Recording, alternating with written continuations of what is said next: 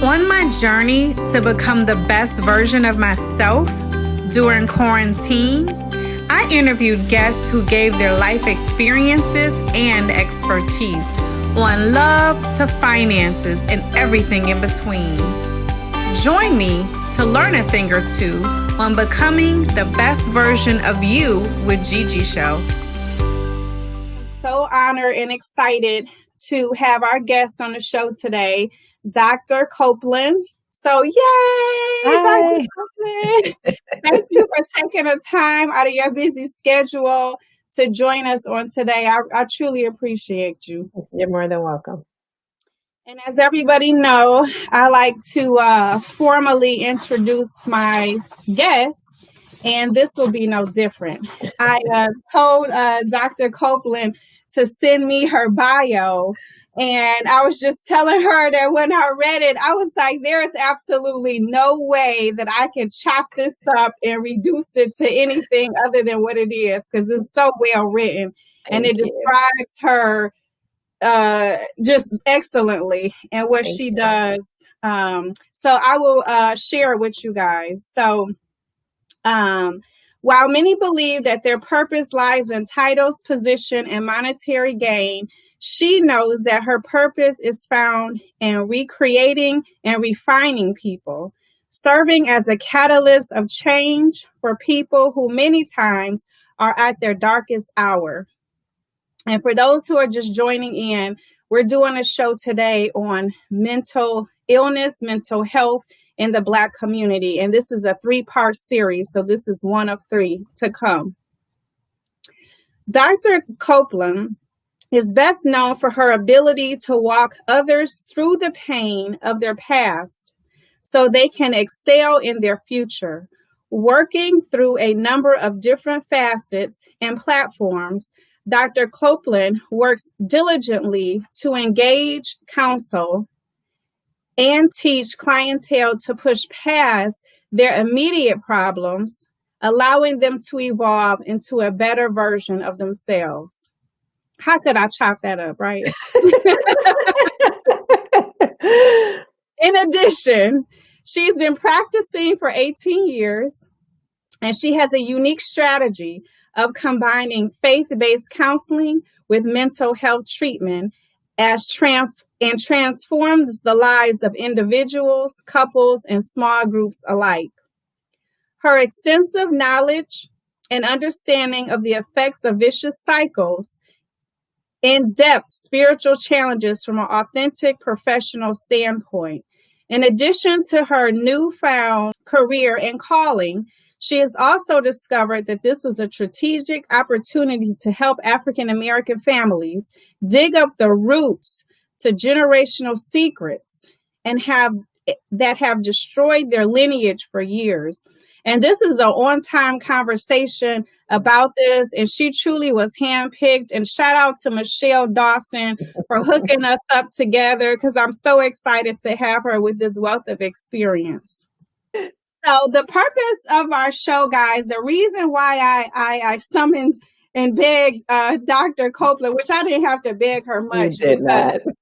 She is truly we're like-minded, and she truly wants to have this conversation with the African American community on some of the struggles that we currently face today in today's society. And so those things being COVID-19, as well as racism in Black America. So it's a stressful time for us. Yeah. And both of us wanted to share with you guys some coping skills that can help you navigate through this, this different day and age and time, unfortunately, that we're currently living in. Yeah. So I'm gonna. Did you want to say something, Dr. Copeland? No, okay. Following your lead. Okay. So we're going to talk about certain topics on each one, and we're going to talk about COVID-19 first. Okay. There's 2 big elephants in the room, so it's not one more important than the other. So we're going to go ahead and tackle this one first. Okay. So I wanted to talk about Dr. Copeland, depression. So being stuck in the house, Mhm. depression has hopefully not, but I know for some it has creeped in. Mhm. And there were probably some already struggling with depression prior to the COVID. Mhm. And so, it's hard for them not being able to be around friends, not being able to be around family and loved Mhm. ones, and do the normal stuff, Right. that they're used to doing.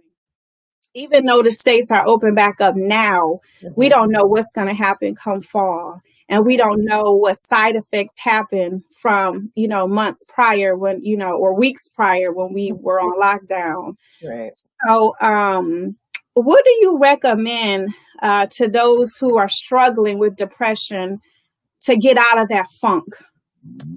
I think one of the very first things that people can do is to kind of every day do a self check, kind of on a scale of 1 to 10, one being minimum, 10 being the most significant. So something as simple as checking in and saying, how am I feeling today? Am I in a good space? Am I happy? Am I challenged? Am I emotionally drained? Am I, all those different components. And so when you check in daily, like maybe 30 to 40 minutes after you've been up, you've moved around a little bit, and you kind of checked in with your mood, you kind of rate that number. And then you kind of begin to write down. And I'm a big person on journaling because it gives you an opportunity to look back and to see the improvement. Because more times than not, when it's just in your head, you have nothing to fact check or to verify what you feel or what you felt, versus if over the last 30 days, you've been taking notes, you've been making little reminders to yourself of check in with yourself, you can go back and see the level of improvement that's occurred. So, one of the biggest things that I always encourage people, especially whether they're experiencing depression or anxiety, and usually people can merge those together and they're totally different, and can impact every person differently. More times than not, we unfortunately minimize how we feel and say, oh, it's just a bad day, or, this was happening, where in essence, you genuinely have a low affect. You're very sad. You're weepy, possibly. You can find yourself crying about random things. Commercials can put you over the edge emotionally. Um, some people identify it as just the blues, or feeling like there's just a heaviness over them, or they feel smothered. It's a number of different things that people can feel. The challenge is at being able to identify how long that feeling has been happening. And so for those of us in Michigan, it's been difficult because we are a 4 season state. And so we were in the season of cold and rain and gray and dreariness. And so people probably assumed I'm just locked in the house and I want to get out and it's just a gray day. But now that the sun is out, there are warmer days and they're still in a place of just feeling funky or feeling overwhelmed or feeling distressed. The first thing you should always do is check in with yourself and how your mood is, 1 to 10. Once you identify that number, you then write down, what are you feeling? Am I sad? Am I having racing thoughts? Am I just really tired? I slept 8 hours, but I'm still exhausted. Do I feel like I have no energy? Whatever those thoughts, whatever those feelings are, whatever those emotions you're having, write them down. Then somewhere in the mid part of the day, check in with yourself.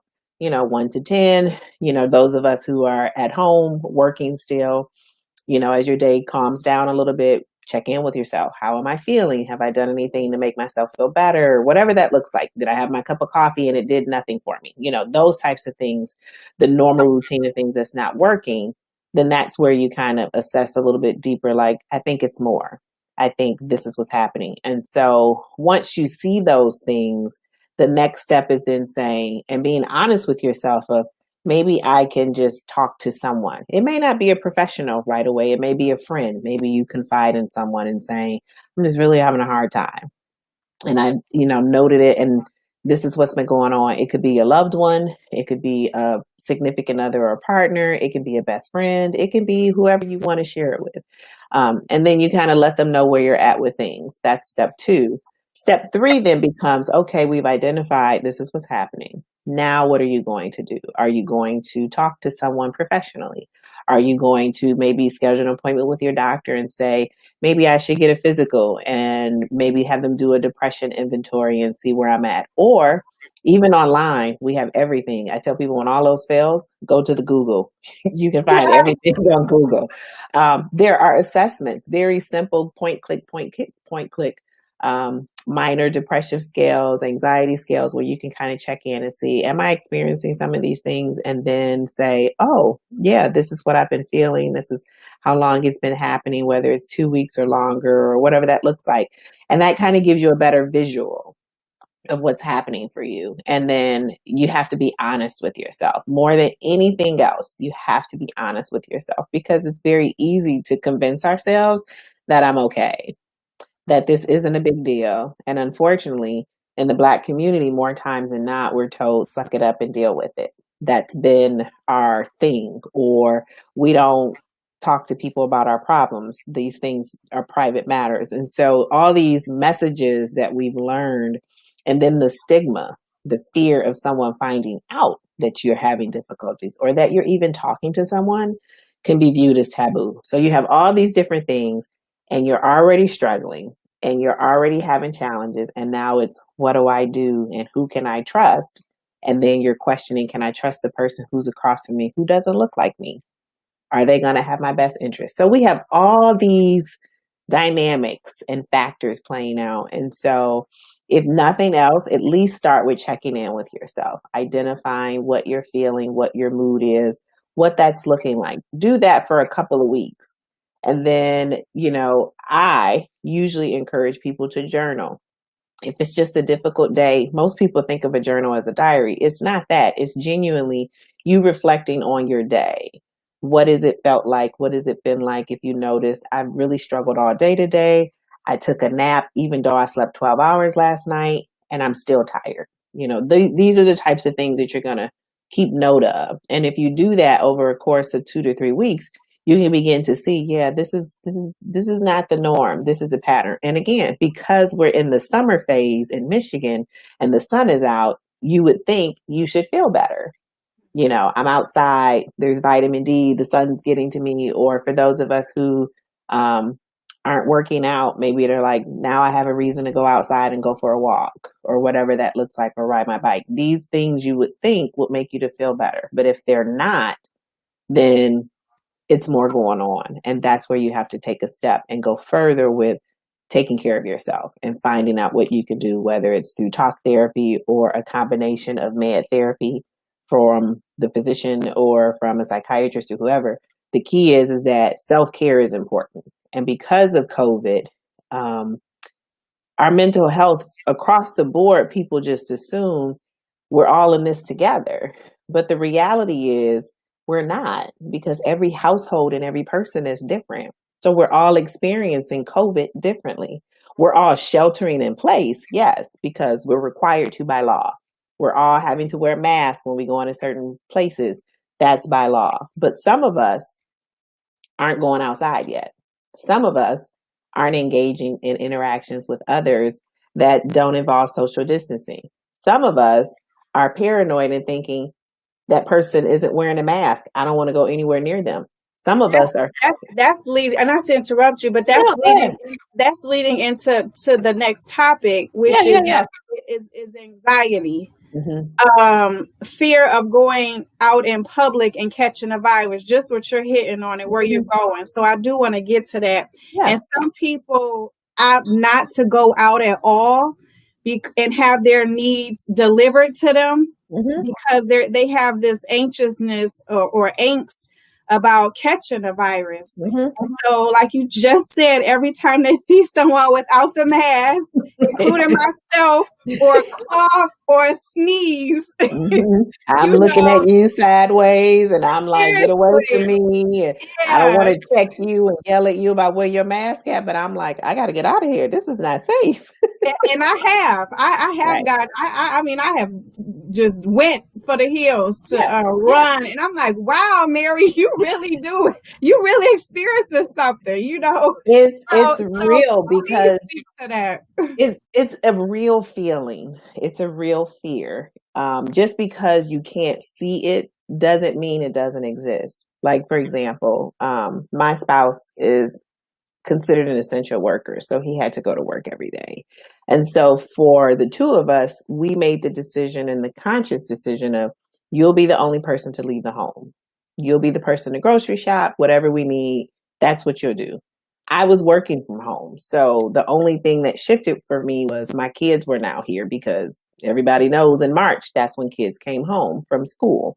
And so talking to different people, those who are introverts probably thought, this is the best thing ever. I like being at home. I'm good.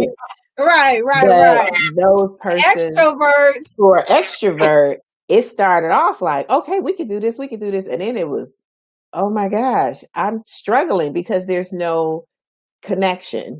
For most introverts, there's a draining from them to interact with others. With extroverts, there's this energy giving to, you feed off of others. So you're excited and you gain life. And so you have that playing out. And then you have people who are just freaking out because we were getting so much information back to back to back, daily updates, constant press conferences. And then we were getting mixed messages from the state and the federal government. And so then you have people who become Facebook scientists.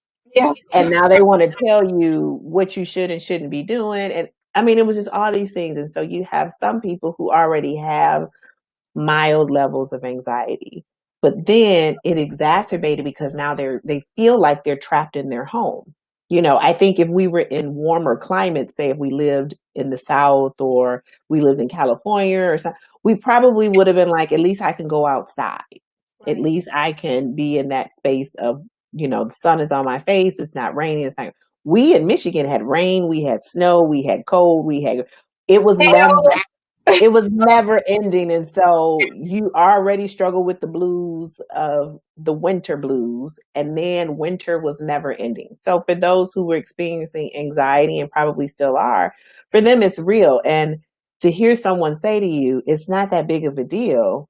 Well, that just minimizes the reality of what you're feeling. And then you're questioning yourself of, I should be able to do better. I should be able to cope with this. And the truth is everybody deals with things differently. And now the key is giving yourself strategies. So if one of those strategies is to keep myself safe is I'm not leaving my house to go hang out with people, then guess what? That's your choice. Respect my choice. If I go out, I'm going to wear a mask. Don't look at me sideways when I show up at your house and I'm wearing a mask, but I won't come in. Or if you have a gathering, but it's outdoors and I'm okay with that, but I'm social distancing. You're doing what's best for you and in the best interest of your household. Because again, we have people with pre-existing conditions. For our seniors who are over a certain age, if they have health conditions and we engage or we're caretakers or whatever that looks like. And then if you work in a job where you have to leave and engage and interact with people, you're worried all the time. So the best thing you can do is to put into place a plan for yourself so that you don't feel overwhelmed, so that you don't fall apart. A couple of times I talked to different people during this time who were expressing anxiety, and I would check in with them like, hey, let's have a conversation. And so I taught them a couple of brief techniques that they could do at home to minimize their stress levels. Gave them some little exercises to try to kind of calm themselves and soothe themselves. But the reality is the best plan for you is the best plan for you. And journaling, again, one of those things that I think is beneficial. You can journal what the level of thought you're having. I'm fearful of this. And then the key is having the thought that contradicts that. So if it's, I'm going to die if I get COVID, well, the reality is no. It doesn't mean you can die because there are people who've survived it. There are people who are still living after experiencing COVID. So there's that thing that you can say, okay, we can cancel this out. Then if it's, well, the healthier I am, what are some of those things I could be doing to take care of me? Whether it's taking vitamin C or drinking lemon water or whatever that is, that's more of a natural thing for you. That's what you do every day to make yourself feel better. If that means that I'm wearing a mask at all times and I'm disinfecting my house and I'm wiping off groceries, even now, when I come into my home and my husband comes into the home, there's still a protocol that we follow. Like, take your stuff off here, leave these things here, then go straight to this space, go clean yourself off. Then you could be around the rest of us. If, we've been out and we've been around, because I have younger kids, I've tried to interact with their friends here and there without completely feeling overwhelmed and panic, like, oh my gosh, my kids are outside. But it's one of those, they know if you want to play with your peers when you come home, you have to drink some warm lemon water.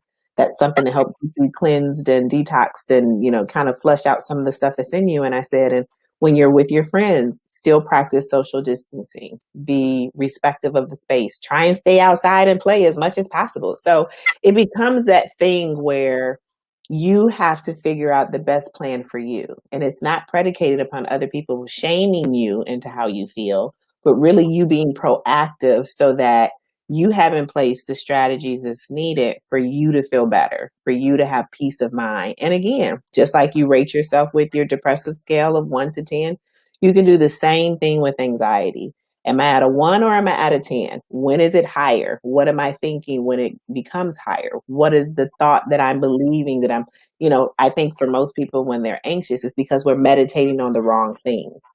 We're focusing. Watching the news and social media, that alone will make you anxious. Exactly. So you have to be able to unplug from that, to say, I'm not watching the news today, or to say, I'm not going to be on social media for the next 2 days. I'm just going to unplug and just give myself what I need. If that's good music, I'm going to put on some great music and listen to that and dance it out. If that means I'm going to go outside and go for a walk, that's what I'm going to do. If you're a person of faith, you may study your word or you may meditate upon scripture. Whatever it is you need to do to calm those thoughts that are in your head and to quiet them so that they don't dictate your decision making, that's what you need to do. Because as soon as you're making decisions based on fear and based on happiness and joy, as soon as your emotion changes, you're going to flip-flop. And so the more... Wait a minute, I gotta stop you right there. That was a good nugget. I told her, y'all, that's what about that become. I don't know if I got that from my sister or her mentor. I don't know where that word nugget came from. But I have adapted it into my vocabulary that when it's something good, I call it a good nugget. So that was a good nugget that you just dropped. But Dr. Copeland, I want you to go back and talk about the kids playing outside, because my nerves, they're all not always, but they come on edge a little bit, looking at different environments and driving by parks and looking at groups of people with no man. I'm just like, oh my gosh. I remember going to a store and I said, Lord, your child, please be with her everywhere she go. Because I was in line, the cashier didn't have a mask on. Okay. This is about a month ago. Okay. Didn't have the mask on. The mother and son were in the store with no mask. And so I couldn't help myself. I said, excuse me, sir, where's your mask? Then I went up to the lady with child. Where is his mask? And so she said, we don't have one. I said, what do you mean you don't have one? She's decked out from head to toe. You don't have a mask? Some places sell them at gas stations. So I'm like, that is unacceptable. Do not bring him outside again with no mask, okay? You're his protector, okay? So when I see kids playing, even teens or young people on their bikes, and I know this is normal and that's what they do, but I get so nervous. Oh, absolutely. What do you say to parents who have teenagers, who have, me and Michelle was talking about this the other night, who have teenagers, who have young kids? What do you say to them without being so overly protective, but not being foolish either, at the same token? No, absolutely. I think the first thing that you can do as a parent is to check in with your kid, because we're the ones managing their lives in essence. And so regardless of the age, when the government and the state put things in place, we were the ones to say, you're not leaving this house. This is not an option, and da-da-da-da-da.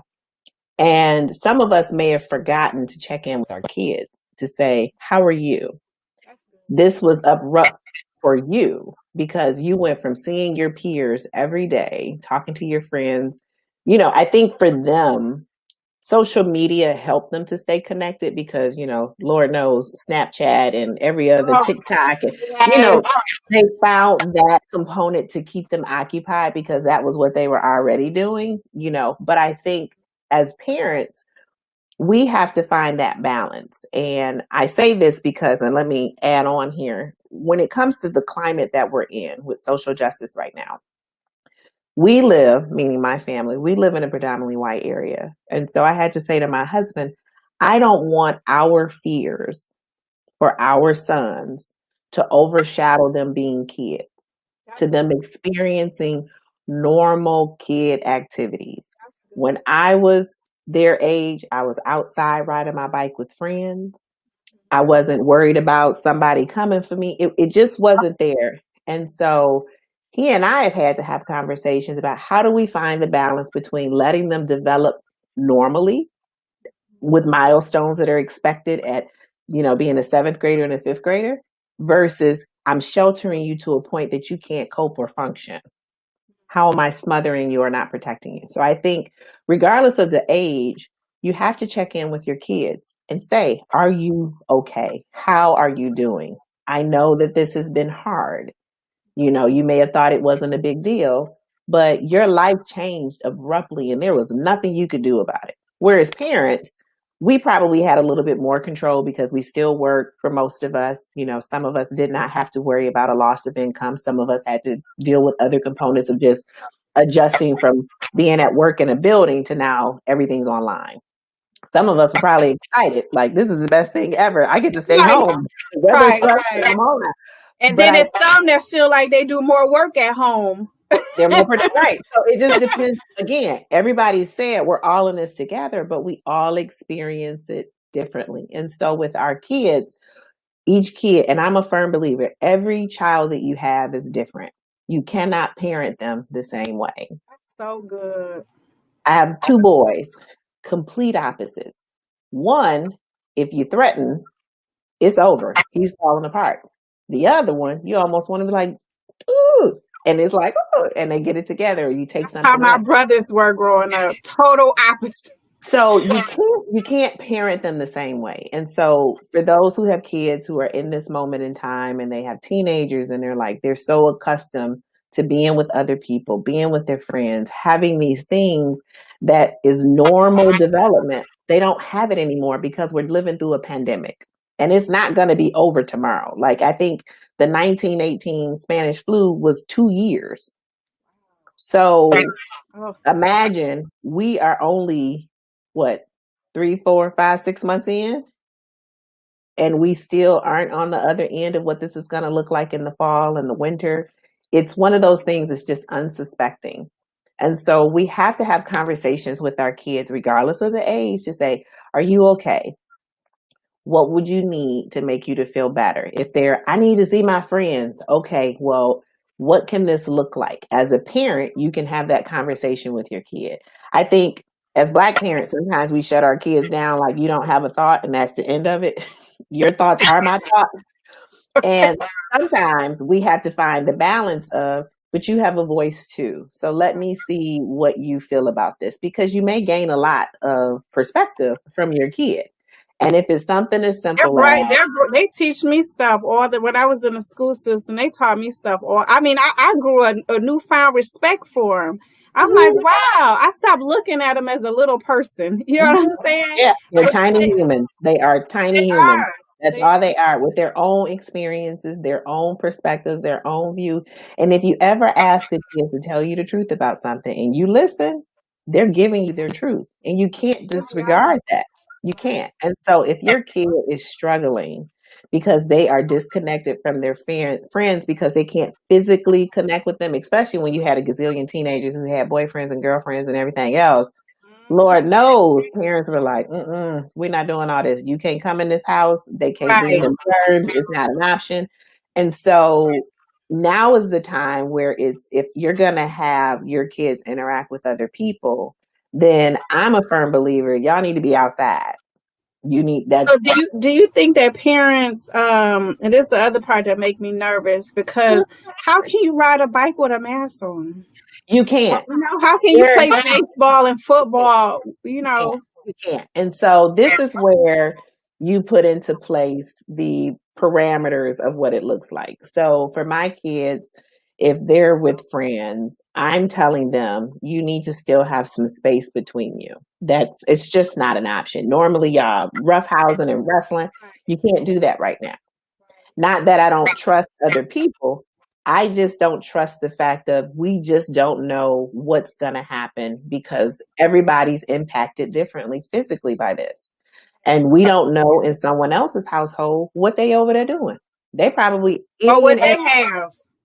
they any and everywhere. You know, they could be at every restaurant doing everything with everybody. And then it's like, oh no, come over, hang out in my house. And then because of the incubation of it, we just don't know. And so it's better to be cautious and use wisdom than to isolate your kids and lock them in the house. You know, if it turns into something where if you go bike riding, you can't wear a mask. It's just impossible. But if you're in a space where you're bike riding, where there's a gazillion people going by all the time, go on the other side of the street, go to this other part to ride your bike, you know, wherever you live at, distance. It's always about the spacing and the distance. If I am not personally sending my kids to the park, I'm just not, because certain things we just don't know.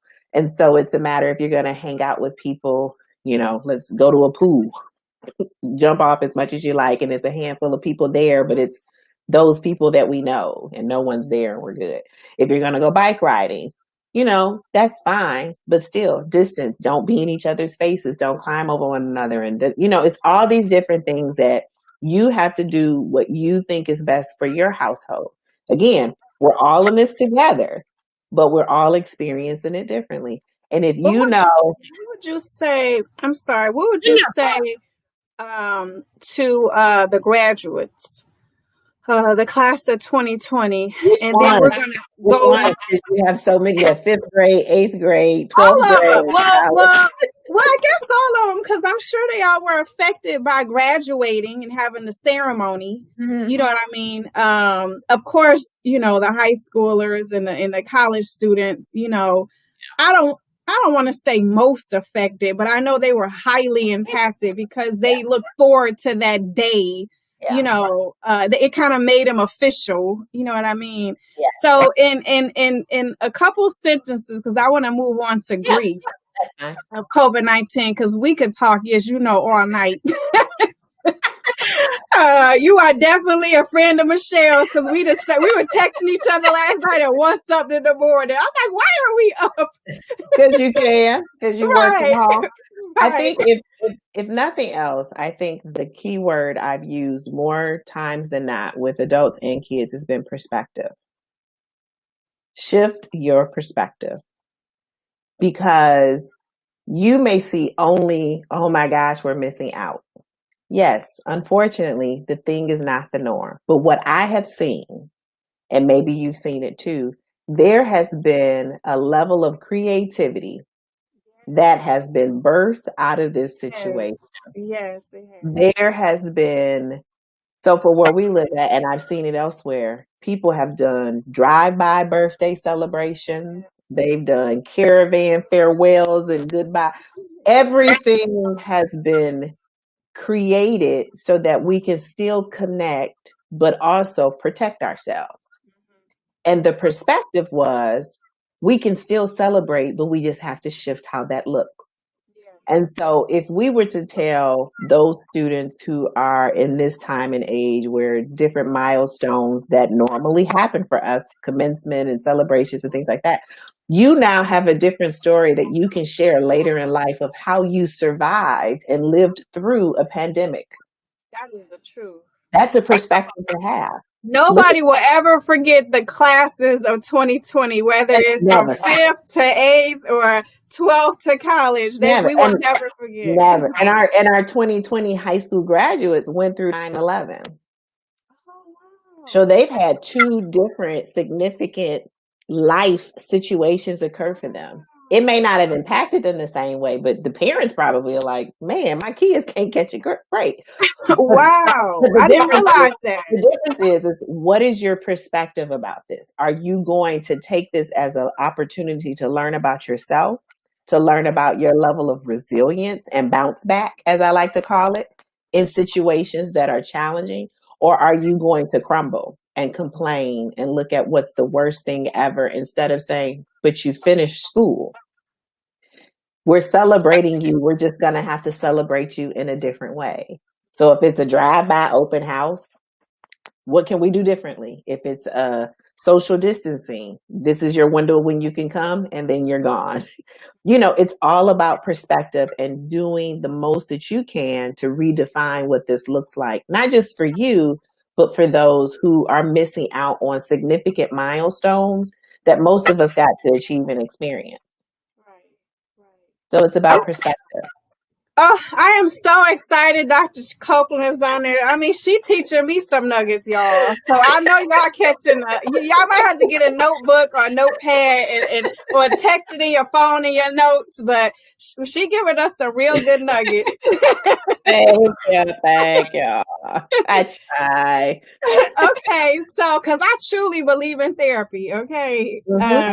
And so I said to you on the phone, Jesus and the therapist, they'll get you through it.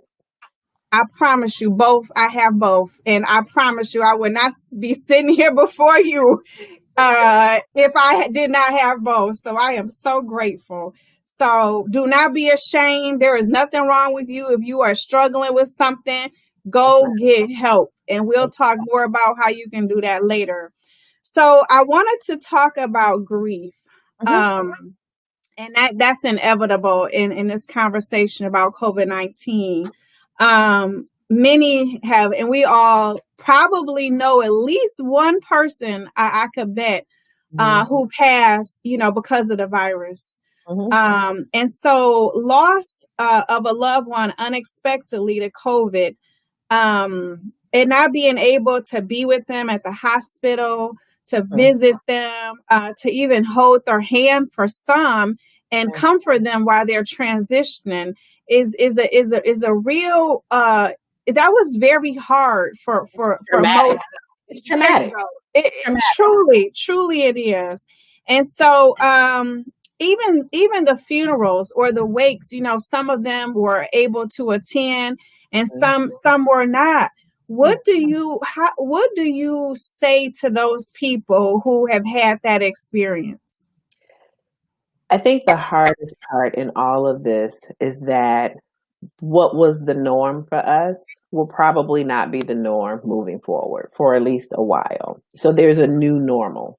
It just is. I don't see us going back to what we did pre-COVID because we just don't know how long this thing is going to last. And so for those who have lost significant ones, I think it's important for them to first and foremost acknowledge the fact that this is a hard loss. This is a difficult loss because you could not collectively grieve. We in our community, we're known for communing together. We come together when we find out someone has passed. We're at the house. We're bringing food. We're spending time. We're whatever they need us to be, depending on the connection of that relationship. We're there. Then we're there to collectively celebrate their life, to say our goodbyes.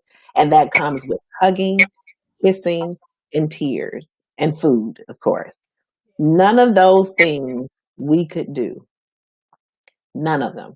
And so we have to be able to process the fact that it wasn't anything we could do to change that situation. It wasn't our fault. Because sometimes we can easily blame ourselves about how the person passed. I should have been there, this horrible situation.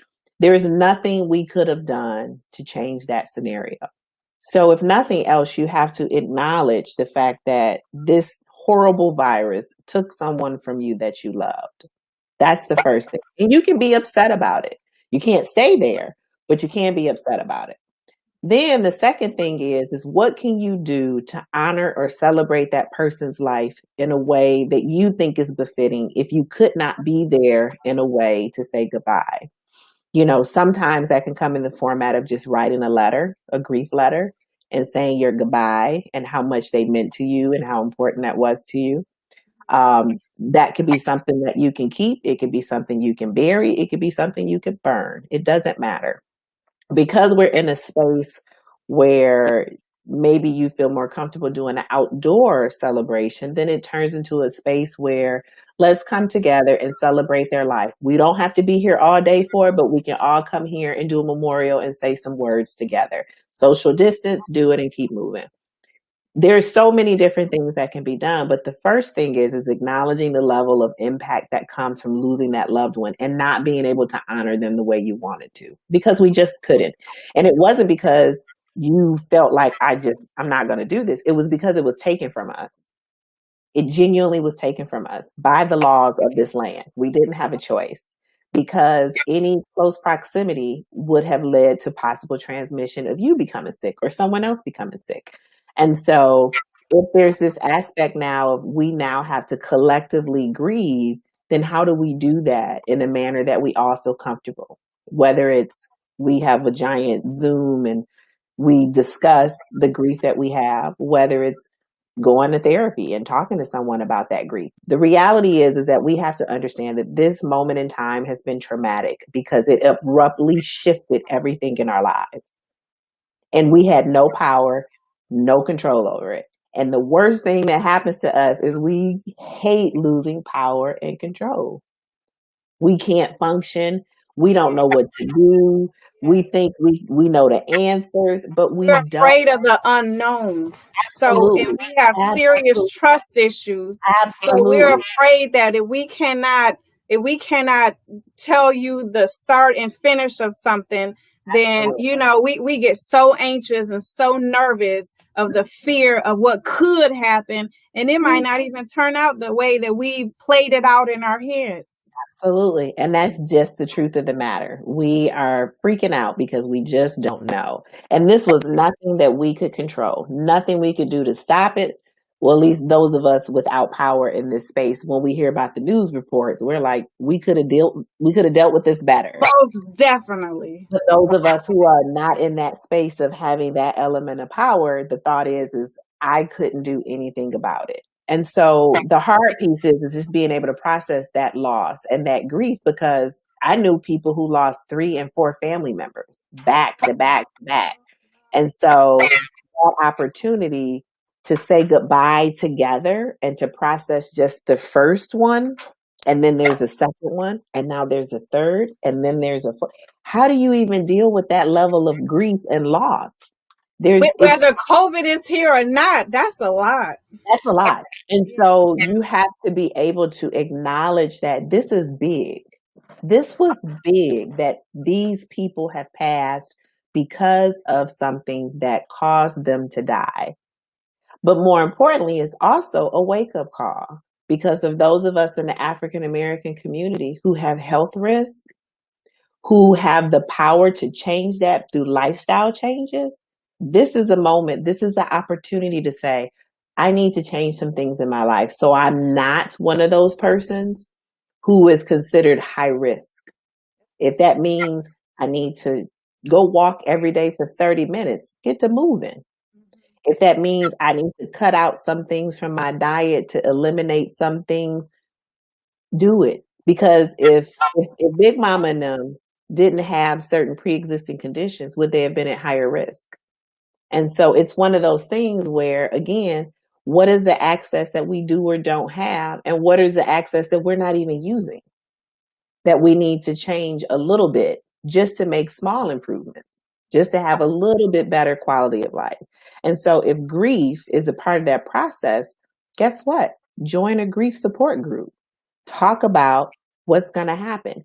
I think for those of us who are persons of faith, the church has a great opportunity right now to create a space so that people have support, free support, when this is all said and done. Because, the church, for most of us, is the first pit stop for mental health treatment. Yes. And I know this because that was my research. But that is a reality. That is very true. And that even is if you don't go to a church, someone to say, especially if it's an older family member. They'll say, you should go talk to my pastor, or you should come talk to somebody at my church. That will be your first pit stop for mental health. And if that person that you come in contact with does not have the ability to meet your needs, it's dead in the water. They'll tell you to pray about it more, have faith more, and here's a couple of scriptures. But that's not all you need. You need more. No. Jesus and a therapist. You need both. Yes. And so if you're going to be serious about, I want to grieve and process and go through this, then you have to take all the steps to get there. It's not just a one-stop shop and then I'm done. No, there's more. And I want to speak to that a little bit, because some people will feel like, God or Jesus is all that I need. He does it all. He knows it all. He's the beginning, he's the end, he's the Alpha and Omega. He will never leave me or forsake me, all those things. And so on and so forth. But I believe that he also gives people gifts. Mm-hmm. So that when you are coming across some mental illnesses or some mental health issues, that you can go to the person he put the gifts inside to help you navigate through some of those things so you become healthier mentally. Yes, absolutely. It's not enough to have just faith. You can have faith, but you got to put some legs on that faith. Right. It's not enough to say, I believe God is going to deliver me, but you don't do anything to get to the delivering part. You have to be proactive. You have to be proactive. And so if you're going to acknowledge that there's a problem, well, it's not enough to acknowledge the problem. You now have to take the steps to resolve what's happening. It's kind of like when people walk by and they see something happening. Perfect example. None of us would know about what happened to George Floyd if people had not recorded and people did not raise enough noise about what was happening in that moment in time, in this period of unrest, that everybody across the nation and the world saw it happening, because we were in a space where we had no distraction. Absolutely. And now because of that problem, there's now action. There's now effort. There's now work. The same applies when it comes to the simple things in life, when it comes to your health, when it comes to your mental health, when it comes to anything that involves taking forth the effort to move forward. So yes, God has given us all gifts in the earth to do the work, because if he did not put us here to work in the earth, you are no good to anybody other than you just walking around. So you have physicians. If you're sick, you go into the doctor. If you have legal issues, you go into a lawyer. If you have any specialty problem happening, you go see the specialist. But why is it that when it comes to our mental health, we don't go and see someone who's trained and experienced and knowledgeable with that work? And it's because go ahead. It's because we're so used to the belief that that's not for us. That's right. It's a learned behavior, and in some instances, it's like a cultural thing, It's very cultural. It's definitely cultural, because in there's nothing wrong with you, in our community, or they say it's not that big of a deal, because we've all had experiences where we've heard someone to say, keep your kids away from such and such. Don't leave your babies around them. But we don't say what they're doing. We don't call it what it is. We just say protect your kids. Even in family, even within your own family. Even in family. It can be, they just drink too much. No, they're an alcoholic. Right. Or they're bipolar. Or, they're narcissists. Whatever it is, there is a genuine diagnosis behind it. But if you don't go and get the help that's needed, or you're told it's not that big of a deal and we don't do that, we don't go talk to people, because the running joke was, and the truth is you'll hear people say in a heartbeat, Black people don't do that. That's what white people do. And so you disregard the fact that you need to go talk to someone, and then you belittle a whole nother group because they're choosing to talk to someone. How much sense does that make? And so the reality is we have to change our perception of what mental health and mental illness and mental health support is and what it can look like. People just assume you go talk to somebody when it's at the worst of the worst. No, you can choose to go talk to someone to get a check-in, to just check on yourself and see where you're at. Like for all the things we do in life, we can say you can go see this person, you can go to marriage training, you can go to divorce recovery. But what about all that stuff in the middle? All that stuff that makes you who you are, all the stuff that you bring into a relationship, a friendship, whatever that is. And we're so quick to cancel it out and assume it's them. Sometimes you're the only determining factor that's the same in every single situation. I call it the common Common denominator. denominator. You Yeah. are the only denominator. That's right. And that's keep it like we say in our code, that's real talk right there. Right there. You know, and one of my girlfriends, she's like, Mary, I don't know anybody else who work on themselves as much as you. And I'm like, and even a family member teased me like, you're always joining a group. You're always a part of. I said, listen, we only get one shot at this life. That's it.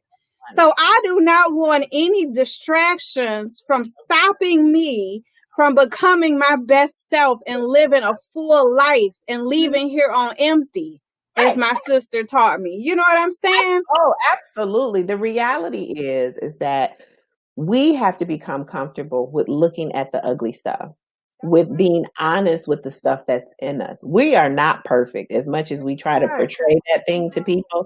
And the only way you would truly, I think the moment you stop learning is the moment you stop living. That's right. The moment you stop developing and growing and exploring and questioning and wondering, you stop living. Because now you're just, this is it. This is the status quo. This is all I got. No, I have higher expectations for more in my life. And there's nothing wrong with being the best version of yourself, not for other people, but for you. Hurt people hurt people. Ooh, you took the words out of my mouth. I say that so much. That is the absolute truth. Because we lash out and we attack and we fight. Because more times than not, people see the anger, but they don't see the pain that caused the anger. But you don't see the pain because you won't deal with the pain. You won't go back and say, something happened here that left a little boop, boop, and I need to go back and fix that. I need to go back and work on that thing and resolve that thing, not for other people, but for you. And it could be a childhood issue. Absolutely. That you have not healed from or admitted, or past relationship that could have been 30 years ago, 20 years ago, but you have not sought any help, from it. And so it doesn't go anywhere. It does not, your problem does not leave you. It just get drowned in drinking or gambling or becoming a sex addict or doing drugs the list goes on and on, but it's still there. Just a distraction, and it's just a covering up. So it's your way to cope. It's how you cope. It's how you get through it. So if the only way to avoid it is to go get sloppy drunk or to go and smoke marijuana till I have no brain cells, that's what you do to function, to cope, to survive. They're in survival mode. They're not living. That's survival. And so when we call that thing as it is, now you have no excuse. That's like even in this racial climate that we're in where things are being identified and spoken more, I'm calling it bias. I'm calling it racism. I'm not just saying, oh, that's just how they act or that's how they've always done things. No, your behavior is inappropriate. What you're saying is racist. What you're saying is discriminatory. What you're doing is prejudice against someone. So when you call that thing as it is, you're no longer able to disregard it as, oh, that's nothing. No, it is something. It's in essence, if the doctor told me, Dr. Copeland, if you don't take this medication every day to make your heart beat, you're going to die. What do you think I'm going to do? I'm going to remember to take that pill every day so I don't die. If I said to you, if you don't take care of your mental health, or if you don't stop drinking, or if you don't stop doing this, you're going to die. How many times have people chosen to say, I'll take my chances?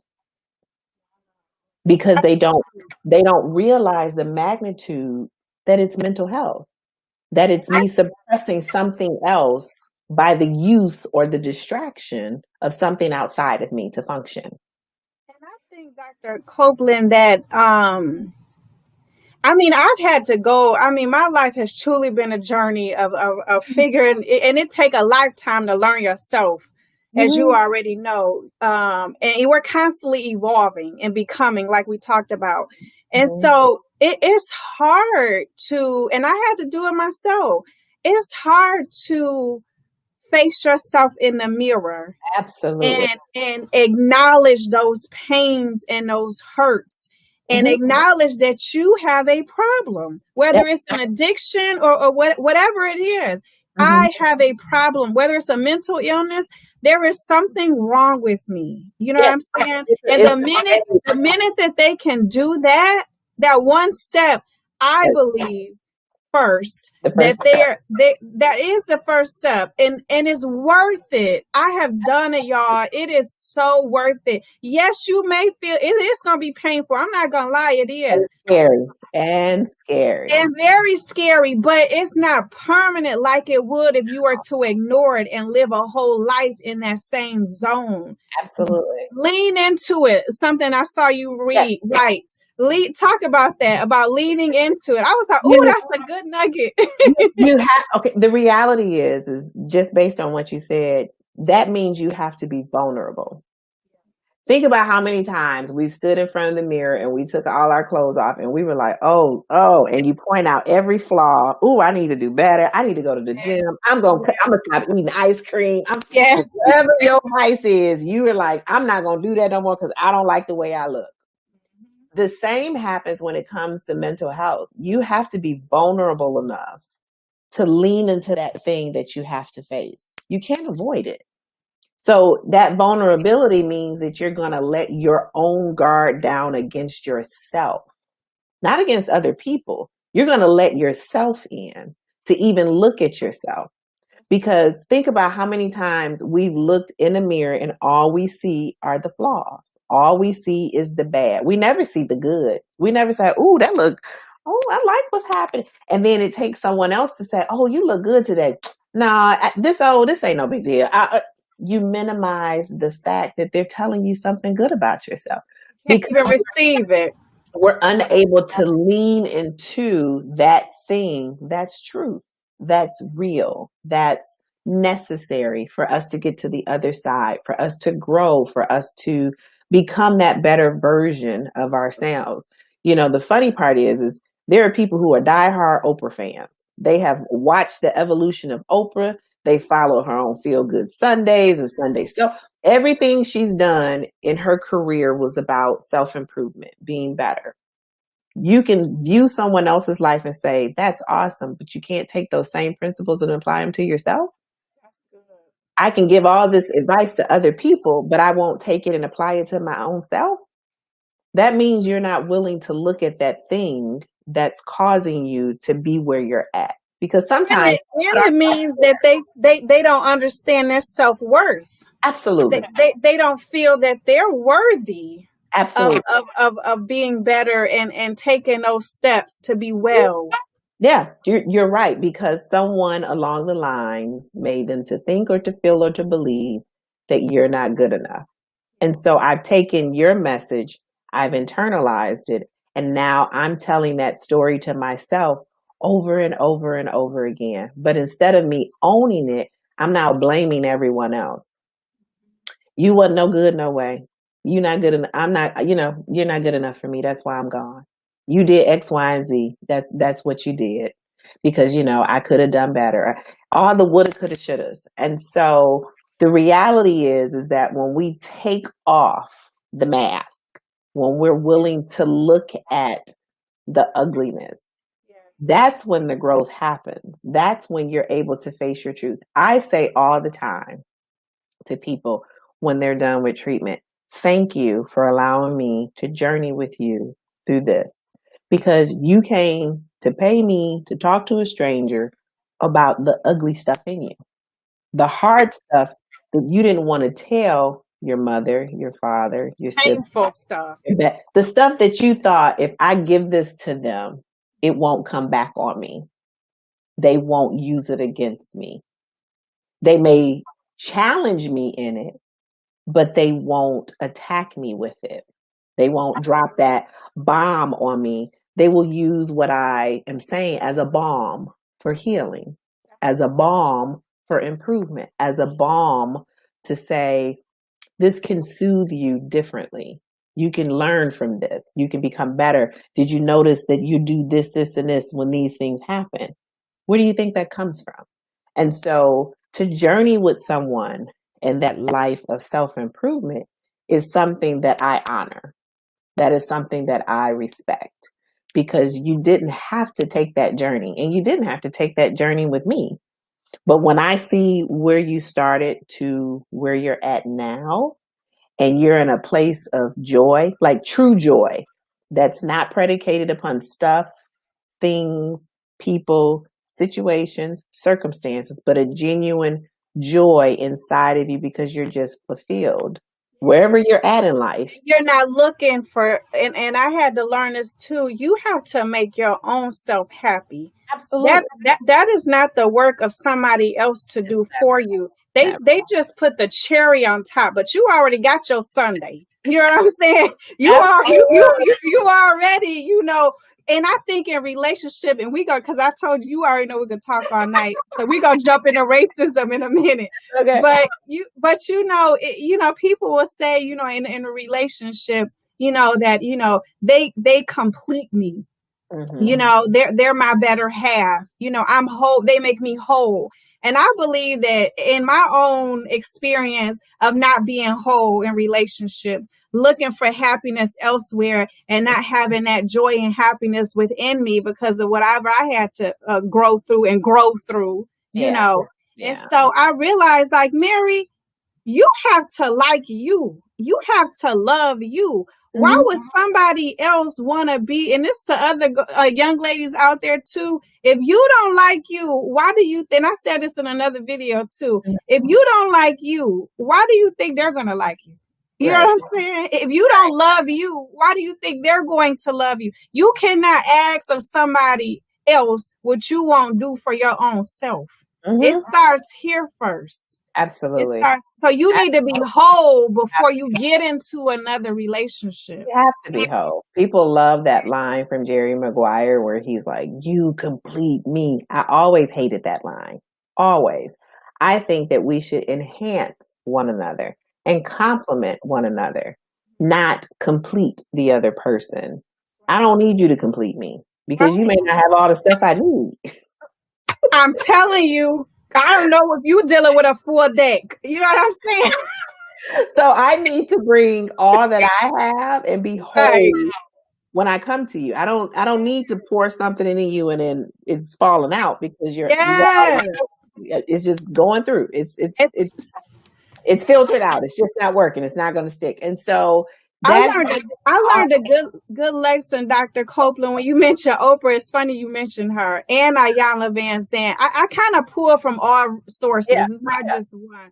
But I remember learning from them that, sometimes you have to be selfish for you to get there, for you to get whole. You know what I'm saying? And so I would always find myself pouring into other people. Just constantly pouring, constantly giving and giving and giving. And I'm like, well, who is pouring back into my cup? Right. And I can't be a blessing to other people unless my cup is full. And then I'm able to give them the overflow. Right. And I'm like, oh, that's a good nugget. Look, if you're both standing outside in the cold and I give you my coat, I'm now cold. But if I have an extra coat, there's something different. But taking the shirt off my back to give to you, now I have no shirt and I had nothing to replenish. That defeats the purpose of giving to you. And so you have to be able to give from the fullness of something and not the depletion of it. Because if I'm depleted and I give it to you, then I'm going to become bitter and resentful that I gave it to you. Yes. Like I should have kept it because you don't know how to use it, or I should have kept it because you're ungrateful, or whatever that looks like. And so you have to give from a place of fullness instead of a place of depletion or lack, because it doesn't benefit them and it will definitely not benefit you. And I'm a firm believer that there are people around us, whether they're celebrities or, Oprah, they all have components that are great tools and resources. I'm a firm believer that you can learn lessons from any and everybody around you. The key is learning the right lessons that's applicable for you in your life. Everything Healthy. that's healthy and beneficial, not something where I'm gonna use this against somebody. Oh, that's a great tactic. No, that's not what this is about. This isn't war. This isn't a battle. And so the only time you should be using tools to battle is when you literally are fighting in a war. And if somebody you have relations with, they should not be in your life if they're your enemy. You know what I'm saying? You want somebody that's not a taker. You want somebody that's contributing and blessing you. I was one of those people, Dr. Copeland. I knew we was gonna go over it. It was okay, but I was one of those people who would take the face. You know how at the on the airplane they tell you to put the mask on you first, and then I would be the one that would take my mask and give it to the neighbor, because I will always think, oh, I'm a survivor. I'll be okay. I know how to, I know how to fend for myself and how to live. You know what I mean? How to handle a crisis. Yes. And it's like, no, Mary, you need to still be here so you can help them, because if you don't have it on you, guess what's gonna happen to you? You're gonna die, Mary. Right. But I'm like, oh, I'll be fine. That won't happen. But I had to learn that. The reality is, and one of the messages we've learned as Black women is that we're to just take it. We're to keep fighting, that we can do everything, that we're strong, that we are all those things, but we're also fragile. That's right. We can also be wounded. We can also be hurt. And sometimes we carry such a weight that we forget we can let other people carry that weight with us. And unfortunately, again, in our community, there's certain messages that are perpetuated over and over and over again of what you're supposed to be as a woman, what a strong Black woman looks like, and how she is to be. And, some people may view you as aggressive, but it's no, I'm assertive.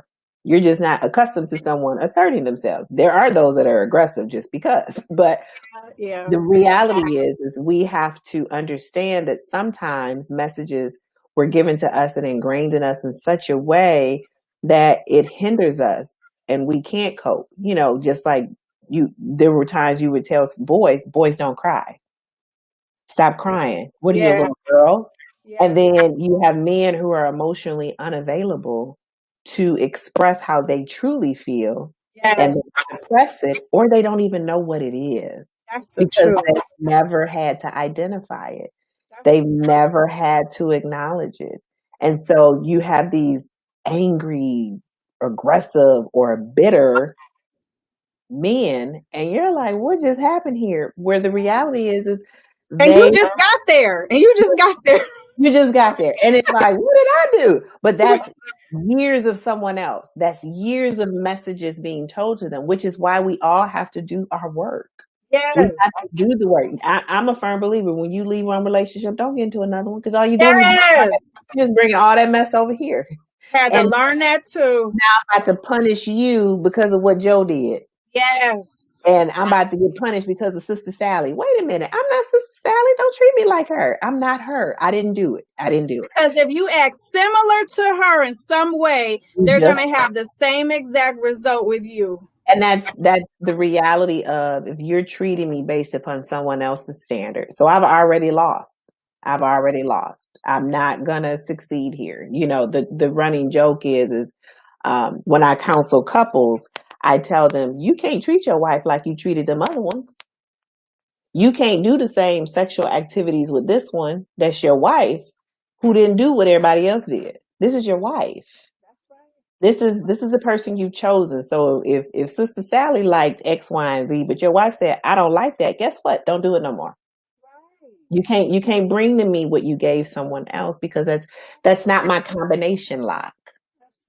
That's what I tell couples. You need to learn that person's combination lock. And when you learn the combination, you're able to open what's there. But if I'm trying to play this combination on you that belong to somebody else, this is not going to work. It's not going to happen. And so too many times we place upon other people what we think they're supposed to be. Expectations. And I'm not meeting you where you're at. If I meet you where you're at, 9 times out of 10, we're both very broken people. Absolutely. And we can either grow together or we'll part ways. And the reality is, unfortunately, when I've seen couples who've been together for decades, their kids are now gone. They are in the house alone. They have no distraction. They can't stand each other because for 30 years, they focused on their kids. For 30 years, they focused on other stuff, but they didn't focus on one another. And that happens too many times just as women or as men. We get distracted and focus on everything else, and we don't take care of ourselves. Okay, I'm gonna stop us right now because I feel all kind of relationships questions coming up and to talk about couples during COVID-19 and what that was like. I'm like, Mary, what happened to racism? So I'm gonna stop us right there unless you're gonna come next week and we're gonna have a round 2, 1. We can keep going, but the reality is that in this time that we're living in, most of us are living through a time we never thought we would experience with the pandemic, but also the civil unrest that we're encountering. Because more times than not, when we think of civil rights, we think of our parents and grandparents, depending on their age, and great grandparents. We don't think about we too now are in the history books for 2 different things. One, the pandemic. This will be something we will look back if we live long enough to be able to say, I survived a pandemic, and this is what it looked like, and this is what happened, and this is what happened to the people around us. But during that same period of time, because we were in a holding space and we were without distraction, we now witness something that we as a community have always dealt with. But now globally, people get to hear what we're saying and experience the reality of what we've been saying for centuries, not decades, centuries. So let me ask you this. Yeah.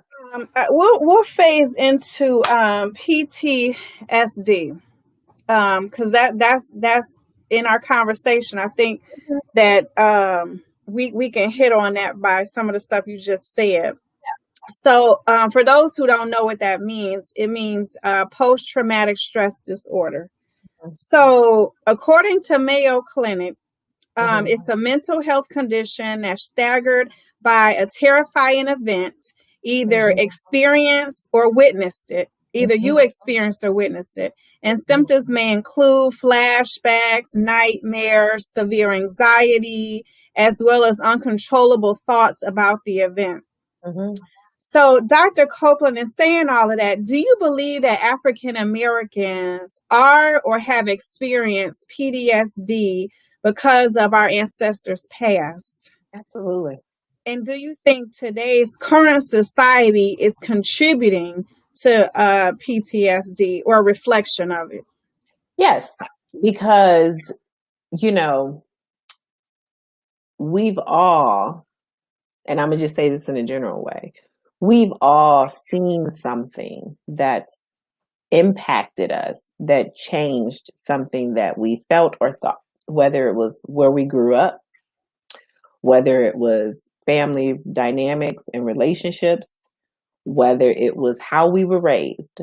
Because think about if Big Mama lived through civil unrest, or one of your great grandparents lived through slavery, and then the way they raised their children is based upon their life experience. That's true. So then their life experience is passed on to their child, and now their child is reacting in a way they don't know why, but they're living this life based upon what they were taught. And so there's an element of trauma that's happening, that's passed on. Even though you may not directly experience it, you're raised in a state of alert, a state of always be on guard, a state of, oh my gosh, it could happen. And so, which goes back to at the very beginning when I talked about how my husband and I have had conversations about, I don't want our sons to grow up in fear because of our fear. I think there's a sense of having a healthy fear, but then there is also the fear that paralyzes you where you don't function and cope as you should at a normal developmental level. There's a difference. And so Can you talk about that a little bit? Yeah, so based upon, and I say this based upon, we live in an age and time where when the civil rights movement was at its height, it was because it was televised. Bloody Sunday happened. People across the nation were mortified. So then there was this change for action. We live in a day and age where we're constantly bombarded by videos of people dying, people being killed, people being hurt over and over. And think about the level of trauma that came from watching the buildings on 9/11 fall over and over and over again. And it was on the news. And watching the videos of Floyd. A constant cycle. And so the last video I saw was of Ahmaud Arbery. It wasn't a very clear depiction, but it was evident that these three people tracked him down and killed him. After that, I said, I'm not doing this. I can't. I'm not going to traumatize myself with these images. So when George Floyd's video came out, I didn't even have to view it to experience the level of sadness because of what people described in what they saw. So here I am thinking, I'm not going to watch it, but now I'm reading what you're saying. And I'm experiencing a level of trauma that's happening because now these images are circulating constantly. They're on CNN, they're on ABC, I can't. I just can't because I'm experiencing vicarious trauma. I'm not there, but now I'm seeing it happen. And now it's in this repetitive state. And then there's another story. Then there's another story. Then there's another video. How much trauma can a person carry within them before they shut down and cannot function? And so we live in a day and age where we have to be careful about the level of exposure we even give ourselves to the negative things we see every day. I had to monitor myself. I did. It can be overwhelming. It's too much. It's way too much. It's overload. And then we get to a place where, again, we're angry. So when people say, why are y'all so angry? Do you know how long we've been living and dealing with this? You just happen to see for the first time the magnitude of what happened to George Floyd. We've seen it in our neighborhoods. We've seen it in our families. We've seen it happen to the block. I got a dad and a brother and male cousins. I don't know how many times growing up I was told about them getting pulled over for nothing, them being afraid about something. While black. Nothing, just nothing happening. But because you look, or just because you're black, you're automatically guilty. And so George Floyd is the perfect example of how much we have seen through our lives that now the world gets to witness what we have dealt with on a daily basis. And now there's outrage because they can't believe he did that. Where y'all been all this time? We've been saying this over, but it took a global moment, a video, a stage where there was no distraction. It was a blessing and it's also a curse. Yeah. Because it was a moment in time that people were able to see the magnitude of why people have been saying Black Lives Matter. Why people have been saying there is racial discrimination. There is systemic racism. This system was created with us being at the bottom and never at the top. So to fight for centuries, to have the right to live and just be and to be viewed as humane. this is that moment in time where people can easily, again, be traumatized and stop living, or be pushed to a place of action to make different choices, to make different decisions, to have different conversations. But it's about being vulnerable. It's about being honest.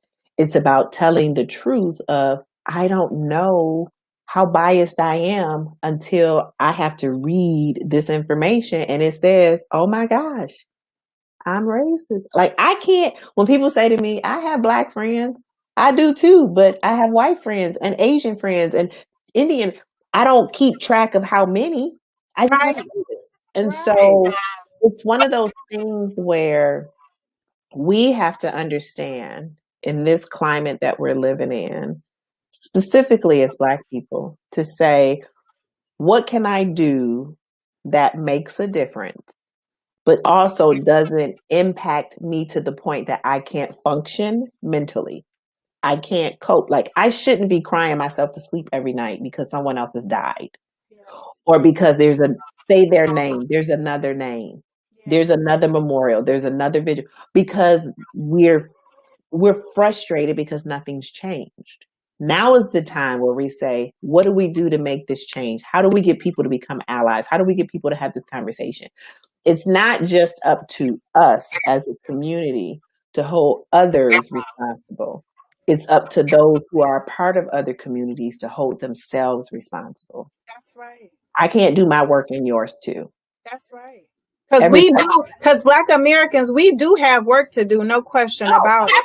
Absolutely. But the white people who don't like us, I feel like it would be well received if white Americans who don't see us inhumane, or who see us as friends, you know what I'm saying, Yeah. to have a conversation with them, to say, your way of thinking is not right. Just like the same God that made us made them. He just painted them with an extra stroke. That's all. Just a little bit different. And the reality is that, during all of this that was happening, when I had peers to reach out to me who were white and to say, are you okay? I'm checking in on you. Yes. Are you good? Is there anything that you need? I appreciated that. I did too. Because I felt as though they truly saw me, not just as Dr. Copeland, or, those are my kids' friends' mom. They really were concerned to make sure I was okay. And it turned into conversations where it was, I want to do better and I want to know more. What can I do? Yes. And then I'm saying, you can look out not just for my kid, but for every kid that doesn't look like yours. Yes. To consider that they're not guilty, to consider that they did nothing wrong, to be an ally to them. And to study and educate yourself on the history of how we got here, and why they're frustrated. You know what I'm saying? There is a backstory, no doubt. There's always a backstory, and I've given out a gazillion, resources, pages. Here, read this. Start here. Do something like this to get you going, but the rest is on you. And I'm not the voice for all of us. I'm the voice for me and what I've encountered and the frustrations that have happened, because again, we're all in this together, but we all experience it differently. That's right. And so that's why it's important that when we, specifically speaking of Black people, when we encounter injustices, it's important to call it what it is. That is racist behavior. That is racist language. That is unacceptable to treat, whatever. And then the same on the flip side, when you who are non-Black see something happening, your voice needs to be heard to speak up. To say, don't be afraid. Don't be afraid to be an ally that is helpful. To not take over the movement. That's most important. Don't take over the movement, but be a voice in the movement. Say to someone else, what do you need me to do? Not, this is what I think we need to do. Right. That's good. It's not your journey, it's ours. You're just joining us and trying to make a difference. And I appreciate you doing that. What do you say, Dr. Copeland, to those people who have said all lives matter, which all lives definitely do matter, but there is a but. There is What, always a but. There's a what, huge but. talk to us about that but. That but is about discounting the fact that we're saying this for a reason. We didn't just make it up. Right. We didn't just say Black Lives. I saw a sign the other day where someone said everyone's job is essential to their home. And I said, y'all really gonna get mad about all jobs matter? No, because you were able to work from home and there were people who physically had to, they were essential. They were necessary. And I said, we really gonna turn this into a wordplay? We really wanna do this? And the same happens here when people diminish or minimize the reality of, if Black lives mattered, we wouldn't have to say it. We wouldn't have to point out to you the injustices that happen in the legal system, what happens in the educational system, what happens in healthcare, what happens in every aspect that you can think of. If Black lives mattered, will we really be at this point having these conversations about these things? Because if Black lives mattered, you wouldn't have this preconceived notion that when you see me, I am viewed negatively. I am a threat. I am something that's different. I don't fit. I don't belong. Or I'm less than just because of what I look like. That's a problem. So It is a problem. when you yell out to me, all lives matter, blue lives matter, you're discounting the reality of what has happened to people that are Black for over 400 years. And we see in the news and social media how we need to keep iterating that, because you can see the hate and the dysfunction and the toxic that's out there for us. There's a huge discrepancy, and the reality is that we grew up with what we experienced, and others grew up with what they experienced. And I can't disregard the fact that you did not get everything that I learned. You just didn't grow up in where I grew up. I grew up in Detroit. We celebrated Black history. We learned the Black national anthem. It's culture. It's my culture. And so we learned Black history and other histories, not just our own. We went to all these things that literally was a melting pot of others. But other communities, specifically when you speak of white communities, unfortunately, is history that's whitewashed. It's information that's minimized, or there's the thought of, we don't want to traumatize our students with this kind of information. No, I'm educating your students. Because if I don't teach you what happened, you're doomed to repeat it. You're going to assume it never happened because you didn't know. And ignorance will only get you a pass for so long.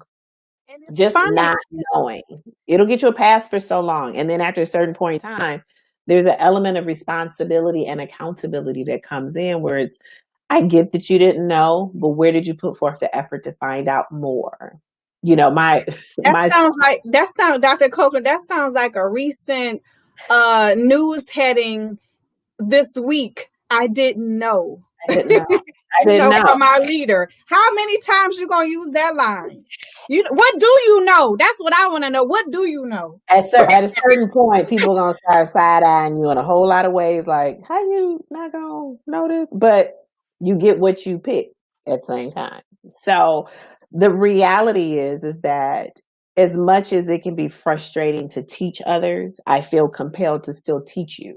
I still feel compelled to point you in the right direction and to say, if you get lost, come back and ask, and I'll still send you some way to go. Because I don't want you to run about aimlessly thinking you've got it and you figured it out, and you're having these conversations with your counterparts and you're not getting more perspective about it. I think the book White Fragility by Robin DiAngelo is a really good book for specifically white people to read, because it's written by a white person who worked in diversity and human resources and really identifies white privilege, white fragility, all these terms, and helping people to understand when you minimize or disregard or assume that people are overreacting. What does that say about your privilege? What does that say about your lens, your narrative that you have? You know, when people are protesting, we're rioting. Well, it wasn't us rioting necessarily. There were quite a few people who were not Black who were taking stuff out of stores like it was no big deal. Yeah, I saw video of Black guys stopping white don't guys don't from do that. busting the windows in their neighborhood. Like, hold on. Were there people who were angry enough to destroy property? Absolutely. I get that. You're angry. Or You're called to do it on purpose. that too. But I also believe that to look at the white counterpart of in Lansing, when people showed up at the Capitol with machine guns and talking about, I want haircuts, and you're in the police face yelling at them, and but no one gets hurt. No one is spray paint with pepper spray. There's this discrepancy. So how can you not say that Black lives don't matter when in two separate peaceful situations, they're peaceful, yet this grouping is attacked and they're just standing there chanting. Whereas this group is standing here with machine guns and yelling at people talking about, we want to be able to go out the house. I want to just live. Right. To see another day. I want the people that I love to be able to live without the threat of someone who does not look like them saying, you don't deserve to be here. Let's talk about fear. Because as usual, I'm always running over because I love these conversations and I love to learn and I love to talk. So let's talk about fear for those guys who every day have to live and breathe their Blackness, even females. Fear of being profiled or engaged or stopped by a cop, or just being judged or misunderstood just because of the color of their skin. So they may constantly live on high alert. Yeah. What coping skills or what advice would you give to us in regarding that? I would say one of the first things is to always know your rights.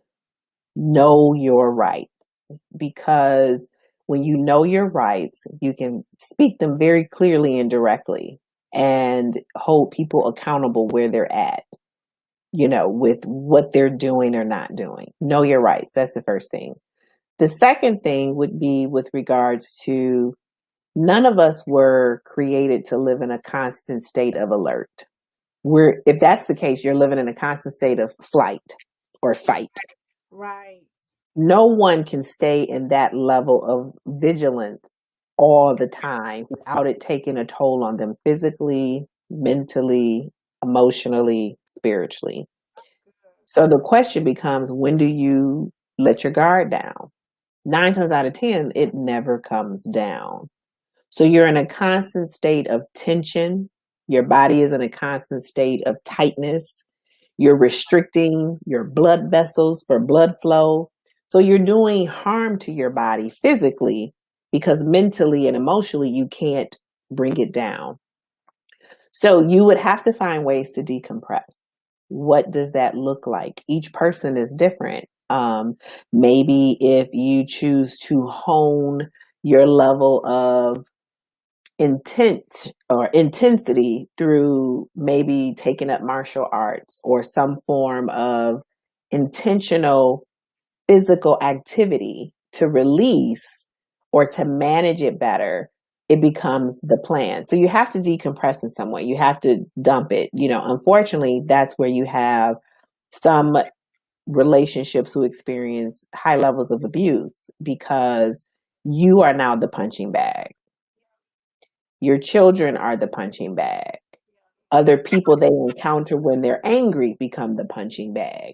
So you have to find a way to decompress, not just weekly, but daily, because you have to find a way to let it go. If you can't just let it go, you're going to do more harm than good. And so I'm a firm believer that the best way to get rid of energy is to release that energy. So what do? Something physical, something movement wise, whether it's working out, kickboxing, running, riding a bike, whatever you could think of that you feel as though that will be a good complement for physical activity. That's what you do. A healthy way. Healthy way to manage your stress, to manage how to cope. Because if you don't, your decompression is going to happen in a way that is going to take harm and hurt you, and it's going to hurt those around you. So that's the biggest thing. You have to find a way to release that energy and to decompress. In addition to that, when you get to that place, and you may know this from past experiences, when you find a way to decompress, you're then at a space to be able to talk, because now you have clarity. You now are able to process what's been going on for you. And so that's why daily decompression is needed, because now you open the space or the opportunities for discussion and dialogue with someone. It can be your spouse, it can be your partner, it can be your friends, it can be a group of people, it can be whatever you want it to be. So the first thing is you have to find a way to release that energy, to decompress it. The second is you have to find someone to interact and to dump, so to speak, all the stuff that's happening for you. And it may not be in a physical form where you talk. Maybe you journal, maybe you write, maybe you blog, whatever that format has to happen. Maybe you dictate it. I don't know, whatever works for you. You know, there are some people who have found, I don't know if it's here in Michigan, I've been considering trying to find it, where they have these angry houses or something. So you physically go to a place and you bash and destroy stuff that's destroyable, so that you can release anger and frustration.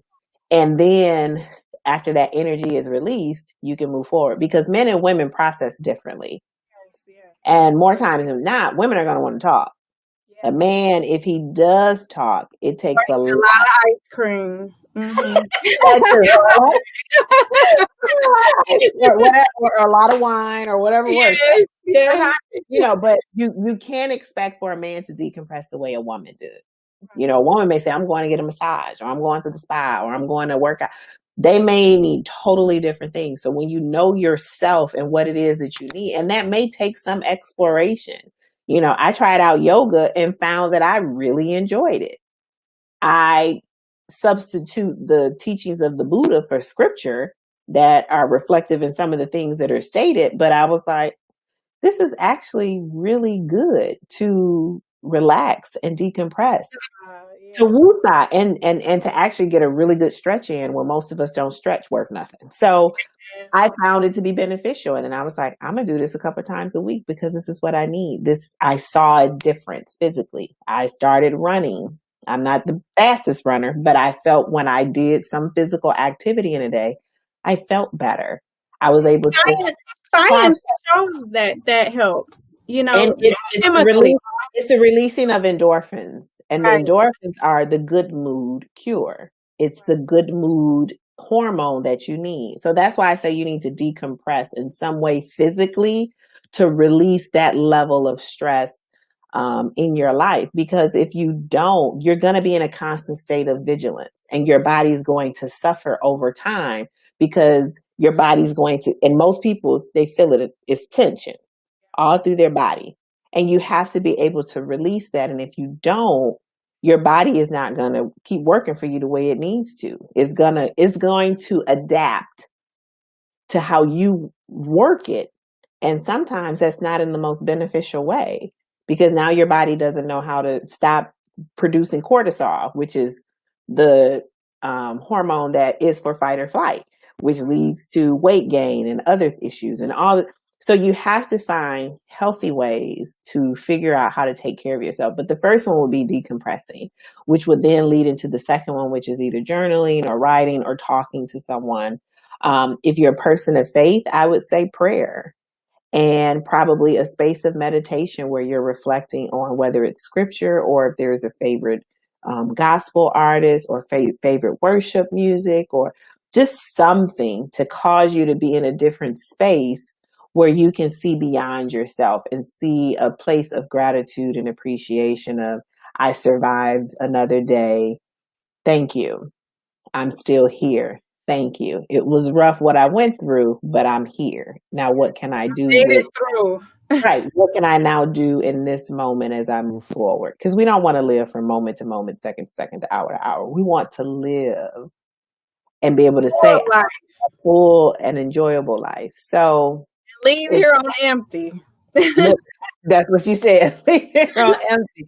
So those are some of the things that I think are the most beneficial, but also for men in particular, join and be a part of support groups.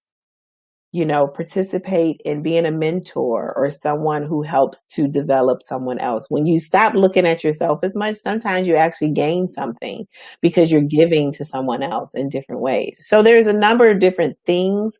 There's no one tool for one person. You can use a multitude of things to kind of figure out what you need to take care of yourself.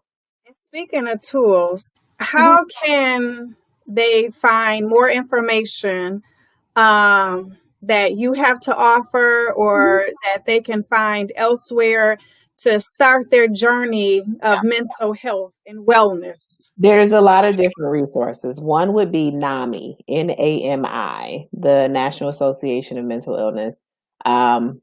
They large global network kind of breaks it down to the state to find things and find resources around you. There's also for those who have insurance or at least have a job that has an EAP. I think EAPs are the best, employee assistance programs, because it's free service. And sometimes, depending on the organization, you can get anywhere from 5 to 10 to 15 to 20 visits of free service. And that person usually is someone who takes your insurance medically, because everyone, if you look at the back of your insurance card, it has mental health and it's the 800 number. Don't call inpatient, you want outpatient. There's a difference. I mix them up. Do not mix them It up. will be a knock at your door. It will be something different. There is the outpatient option. So you can begin to establish a therapeutic relationship through your insurance, where you're just paying a copay, if any at all, or using your EAP, which can be free for you. That's another resource. Another possible one, because go to the Google when all else fails. There is now, I've seen it most recently, where there is a listing for Black therapists, and it's based upon your zip code or your city. And then you can read their information. Also with Psychology Today, there's a website where you can look for resources. For myself, you can reach me via email at lowercase t, lowercase j, Copeland, COPELAND, the number 75 at yahoo.com.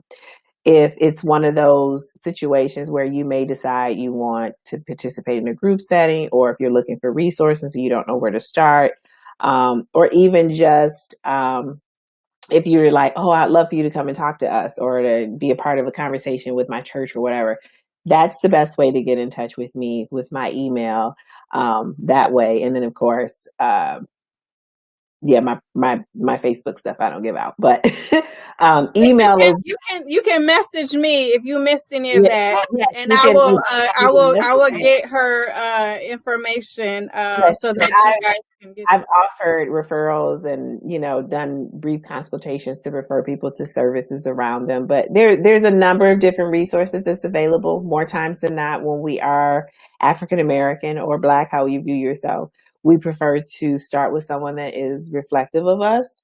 And so that's why I'm giving information and resources. And it's okay if you do go through your insurance or your EAP to ask, do you have a listing for African American therapists? And they should be able to tell you that information. Or if there's a website where you can view pictures and read about their background, then that would also be a good place to view that information. So it's a lot of different options. I tell you, Google is the best thing ever for those who never know where to start. And then social media, sometimes there's Facebook groups and Instagram groups where there are Black therapists listed on there as well. So thank you so much for joining us this evening. I already knew I was gonna go over, like I told you when we started. I'm like, here I go. My girls always tell me, Mary, do this, say this, so you can. I'm like, girl, I be so into the conversation, I don't know how to cut it off. So I gotta work on it. But I say thank you for allowing for me to be with you, to have this conversation with you, because it's very, very important. It's very vital. It's very necessary. And I will say at any time that you like to chit chat again, I am gonna make myself available to be a part of it. I promise you, I will definitely be doing that since you have thrown it out there. I was hoping she was, y'all. I did it. Got it. Ask and you shall receive, right? There you go. So I want you guys to thank you for hanging in there with us. Thank you for tuning in with me every week so we all can work on being our best selves and come out of this COVID-19 whenever it ends better than we went in. And just like I said at the start, this is a series. So this is one of 3, because there is no way possible we can possibly cover everything on Milda. Really not in 3, but we're going to have to cut it off somewhere and start focusing on something else that we got to focus on. Because there's so many things we need to talk about and learn from and evolve and grow through. So tune in next week and Well, that concludes the Becoming the Best Version of You with Gigi show. Thanks for coming and hanging out with us, y'all.